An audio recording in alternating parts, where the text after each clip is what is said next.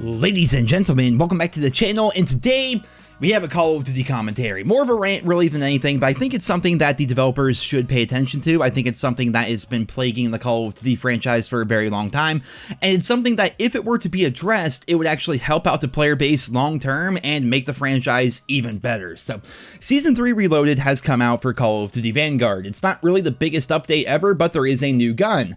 The gun challenge, however, is absolutely horrendous. So to get this new submachine gun, you have to get 3 sliding kills in 15 different games, which is just so dumb. So dumb. Mind you, if you do this in Vanguard, you can't just like get those 3 sliding kills back out, then like, you know, search up another match and then go for it. You have to play through 15 full matches and get 3 slide kills in each one of those matches, then you unlock the submachine gun. Just takes forever, it's grindy, it's an annoying challenge, you're sliding around trying to get kills, really dumb, right? And I honestly have not been really paying attention to Vanguard as of late. I'm so checked out of the game, they've made so many mistakes with the game, I don't care about Vanguard anymore, to be perfectly honest with you guys. And so I saw this on Twitter, it was from JGod. He says, unlocking this weapon is not fun and very tedious. Why make challenges like this? Good question. So Exclusive Ace, who's about as old school as they get, I mean, there's like a 0% chance anyone that watches me doesn't also watch Ace, but if you guys haven't watched like Ace or JGod, definitely check out their channels.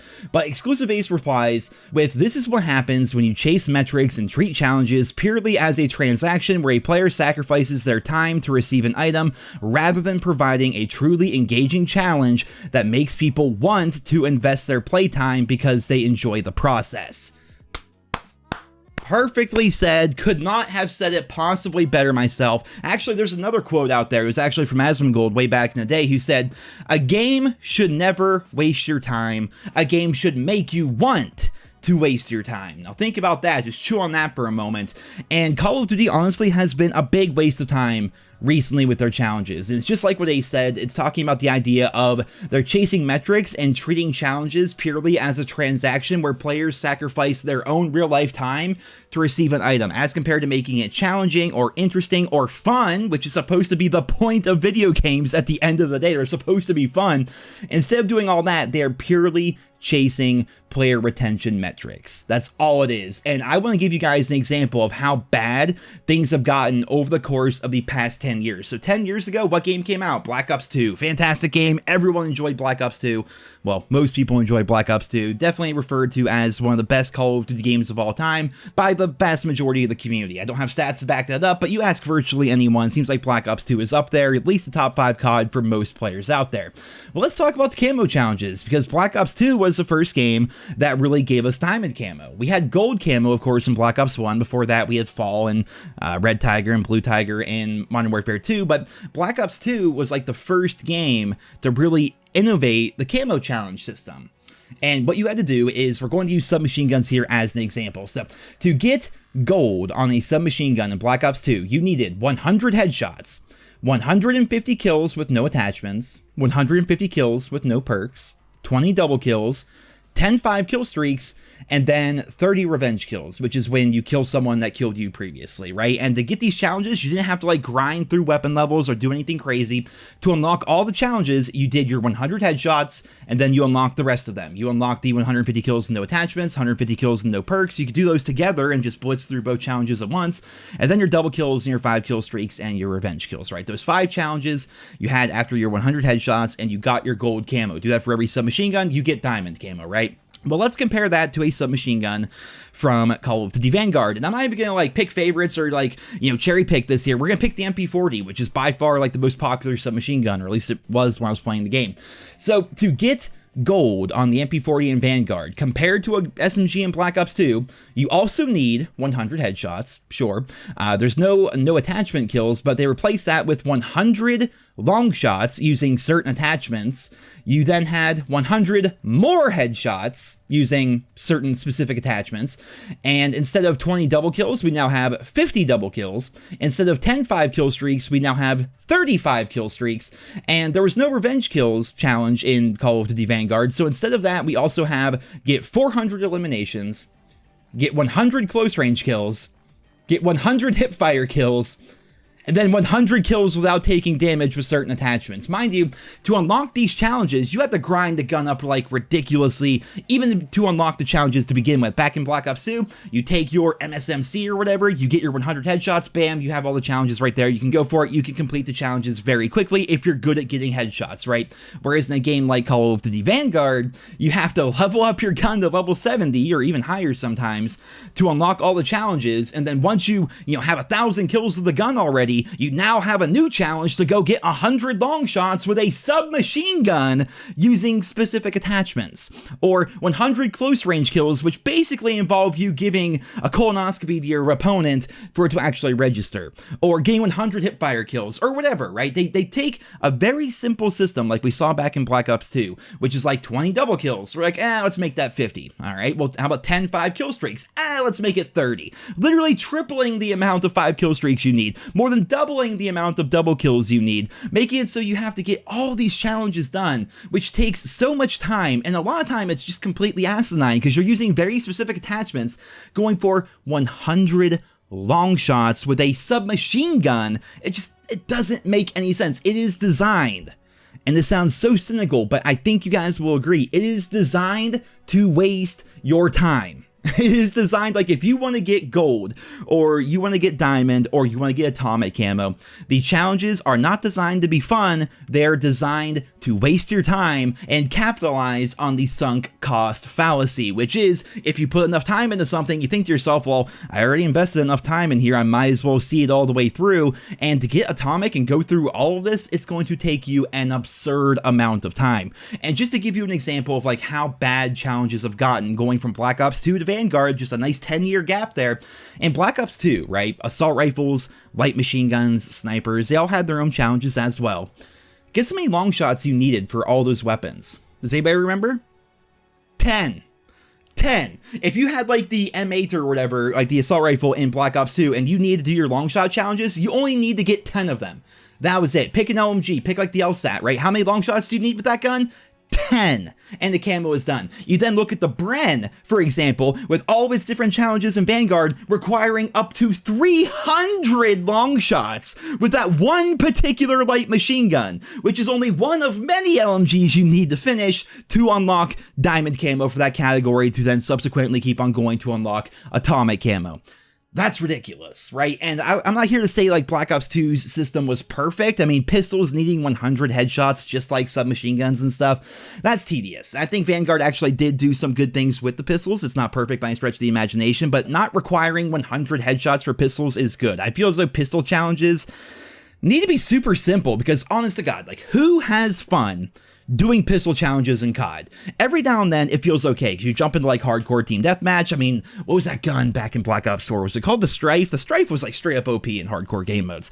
But then again, hardcore game modes, who even plays it for fun? Like, I would say the vast majority, and this is going off of very old numbers here, so it may not be exactly relevant today, but when you could actually see the player count in COD back before they started hiding it, you would see that, not even joking, like 95% of the player base were in core game modes, and like 5% of the player base were in hardcore game modes. Look up any video that happens to show that particular player count, you'll see it. You can look up like live commentaries and stuff like that, and the player in the video may actually show you like the core playlist and the hardcore playlist, right?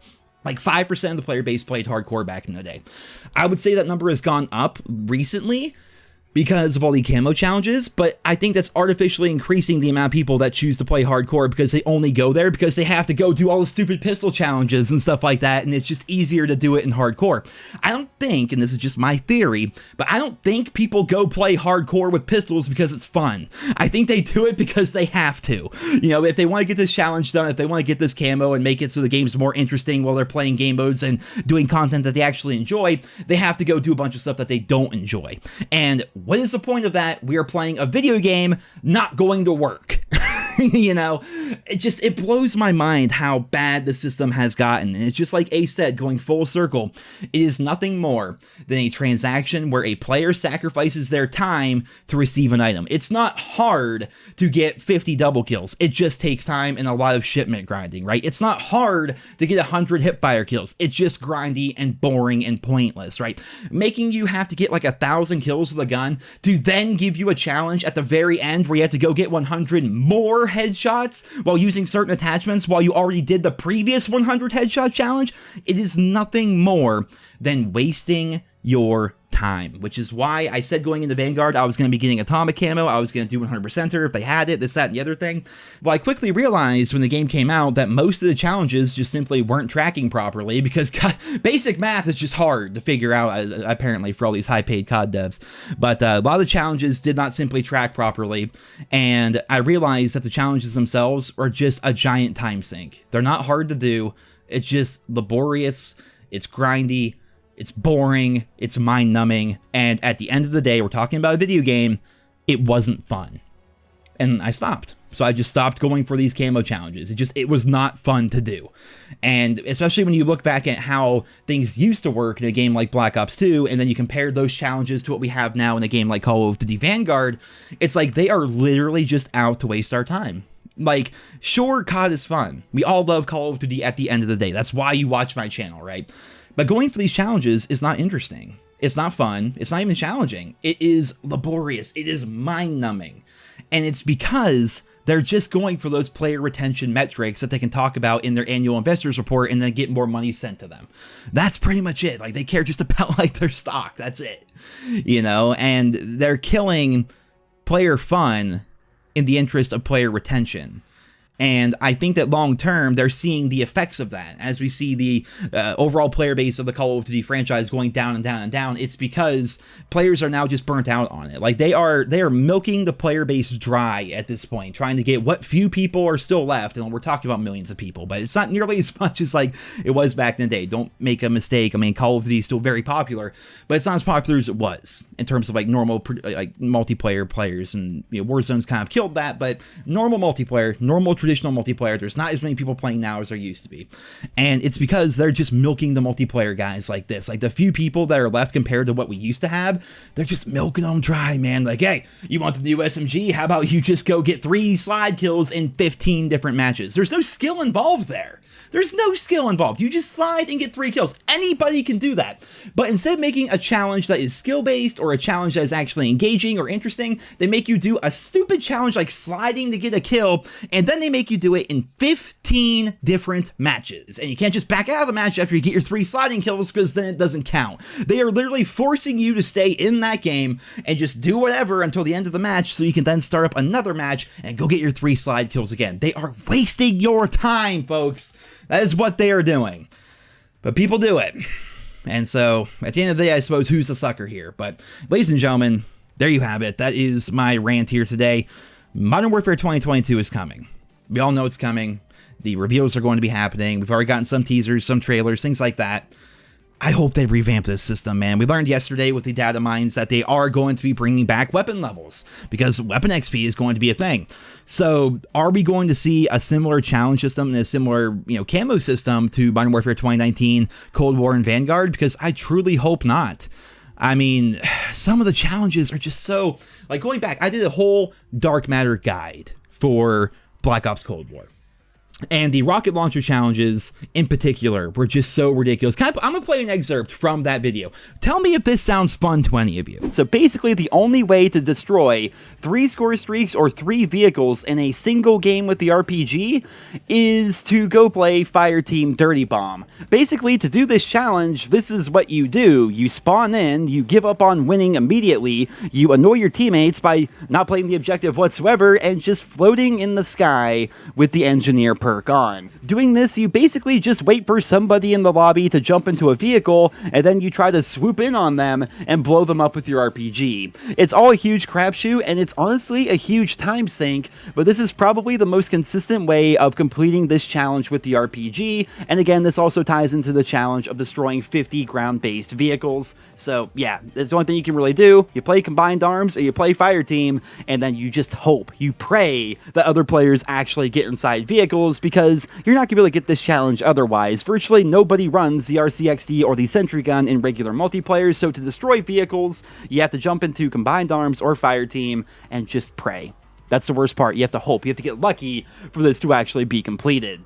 Next up, we have a challenge for destroying aerial streaks. We need 50 of them for the Sigma and 25 of them for the RPG. The Sigma is super simple. Just run it as your secondary while working on other guns, and then shoot down UAVs as they appear. It's really that simple. But for the RPG, this challenge is horrendously painful. Basically, you just shoot at UAVs and pray that the RPG actually hits. There's no rhyme or reason. There's no skill involved, as the RPG pathing is completely random. Do you guys see what I mean here? It's ridiculous. Like, I did it because I had nothing else to do, and I'm thinking to myself, like, I'll make the Dark Matter guide. I'm a YouTuber, I'm a content creator. It'll be a good bit of content for people that want to play the game and this, that, and the other thing. But at the end of the day, was it fun? No. Was I happy when it was over? No. That's the problem. I wasn't even excited when I got Dark Matter anymore, because I was just more relieved than anything. I wasn't like, oh boy, I finally got it, this, that, and the other. I was like, it's finally over. All right then. That's not good game design, in my opinion. So, ladies and gentlemen, I could continue ranting about this forever and ever, but I saw this tweet from Exclusive Ace and JGod, and I thought to myself, I want to talk about this, so here's the video today. I would love to hear your guys' thoughts and feedback down in the comments. Thank you all so much for listening, and I hope you guys all have a wonderful day.